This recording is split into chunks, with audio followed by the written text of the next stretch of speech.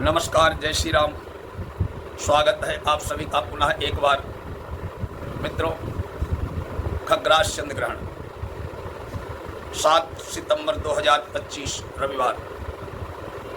ये ग्रहण भाद्रपद पूर्णिमा को 7 सितंबर और 8 सितंबर की रात्रि को संपूर्ण भारत में स्पष्ट रूप से दिखाई देगा खग्रास चंद्र ग्रहण के रूप में।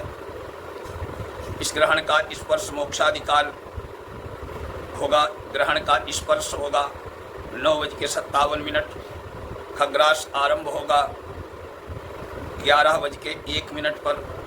ग्रहण का मध्यकाल होगा 11:42 पर और खग्रास समाप्त होगा 12:23 पर और ग्रहण समाप्त होगा 1:26 पर। ग्रहण की अवधि 3 घंटा 29 मिनट। चंद्र मालिन्यारंभ 20:58 यानी 8:58 पर होगा और चंद्र की कांति जो है पूर्ण निर्मल होगी 2:25। इस ग्रहण में चंद्रबिंब पश्चिम दक्षिण की ओर से ग्रसित होकर उत्तर पूर्व की ओर से मुक्त होगा। इस ग्रहण का स्पर्श मोक्ष की दिशाएं परम ग्रासवान विश्व में कहाँ कहाँ दिखाई देगा, आगे आप उसके चित्रों के माध्यम से दिखाएंगे। भारत के अतिरिक्त ये ग्रहण संपूर्ण यूरोप, संपूर्ण एशिया के देशों, ऑस्ट्रेलिया, न्यूजीलैंड, अफ्रीकी देशों, पश्चिमी उत्तरी अमेरिका, दक्षिणी अमेरिका के पूर्वी क्षेत्रों, केवल ब्राज़ील के पूर्वी क्षेत्रों में भी दिखाई देगा।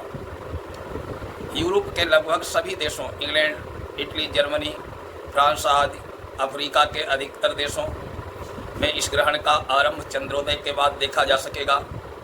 अर्थात इन क्षेत्रों में चंद्रोदय होगा तब ग्रहण आरंभ हो चुका होगा और ग्रस्तोदय के रूप में दिखाई देगा। जबकि पूर्वी ऑस्ट्रेलिया, न्यूजीलैंड, फिजी आदि में इस ग्रहण की समाप्ति चंद्र अस्त के समय देखी जा सकेगी। अर्थात जब ग्रहण घटित हो रहा होगा तो चंद्रास्त हो जाएगा 8 सितंबर को सुबह उन देशों के हिसाब से। भारत तथा संपूर्ण एशिया में इस ग्रहण का दृश्य आरंभ से समाप्ति तक दिखाई देगा। अब विचार करते हैं ग्रहण का सूतक। ग्रहण का सूतक 7 सितंबर 2025 को 12:57 से आरंभ हो जाएगा। ग्रहण में क्या क्या नहीं करना चाहिए ग्रहण काल में। ग्रहण के सूतक और ग्रहण काल में स्नान, दान, जप, पाठ, मंत्र, स्तोत्र पाठ, मंत्र सिद्धि, तीर्थ स्थान, ध्यान, हवन आदि शुभ कृत्यों का संपादन कल्याणकारी होता है। धर्मनिष्ठ लोगों को ग्रहण काल में अथवा 7 सितंबर को सूर्यास्त से पूर्व ही अपनी राशि के अनुसार अन्न, जल, चावल, सफ़ेद वस्त्र, फल, ऋतु के अनुसार आदि अथवा ब्राह्मण के परामर्श के अनुसार दान योग्य वस्तुओं का संग्रह करके संकल्प कर लेना चाहिए और अगले दिन प्रातः 8 जुलाई को सूर्योदय के समय पुनः स्नान करके संकल्प पूर्वक सभी वस्तुएं योग्य ब्राह्मण को दान करें। पुत्र जन्मनि यज्ञे च तथा संक्रमणे रवे राहोश दर्शने कार्यम प्रशस्तम न निशि। अर्थात पुत्र की उत्पत्ति, यज्ञ, सूर्य संक्रांति और सूर्य और चंद्र ग्रहण में रात्रि में भी स्नान करना चाहिए। सूतक और ग्रहण काल में मूर्ति का स्पर्श करना, अनावश्यक खाना खाना, मैथुन, निद्रा, नाखून काटना, तैलाभ्यंग वर्जित है। वृद्ध, रोगी, बालक और गर्भिणी स्त्री को ग्रहण काल में भी यथानुकूल भोजन और दवाई लेने में कोई दोष नहीं होता है। लेकिन गर्भवती महिलाओं को ग्रहण काल में सब्जी काटना, पापड़ सेंकना आदि उत्तेजित कार्यों से परहेज करना चाहिए। धार्मिक ग्रंथ का पाठ करते हुए प्रसन्नचित्त रहें। इससे भावी संतान स्वस्थ और सद्गुणी होगी। हरिद्वार, प्रयाग, वाराणसी, अयोध्या आदि तीर्थों पर स्नान का अत्यधिक महत्व है। ग्रहण स्पर्श काले स्नानम मध्य होमः सुरार्चनम साधम च मुच्यमाने दाम मुक्ते स्नानमिति क्रमः।